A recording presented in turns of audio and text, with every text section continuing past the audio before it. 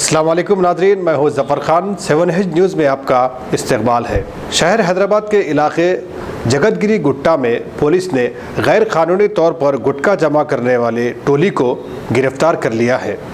क्या है ये वाक़या, ये जानने के लिए देखिए 7 हिज की ये रिपोर्ट। गुटखा नाम सुनते ही एक अजीब व गरीब और ऐसी बदबू का एहसास होता है कि इंसानी जहन झनझना उठता है और चेहरे से उसके नागवारी साफ छलकती है।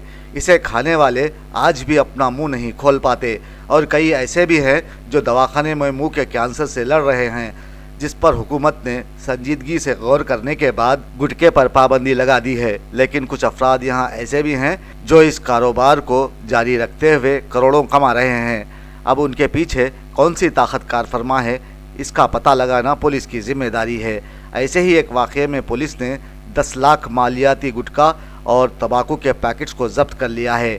इस ज़िमन में 3 अफराद की गिरफ्तारी भी अमल में आई है।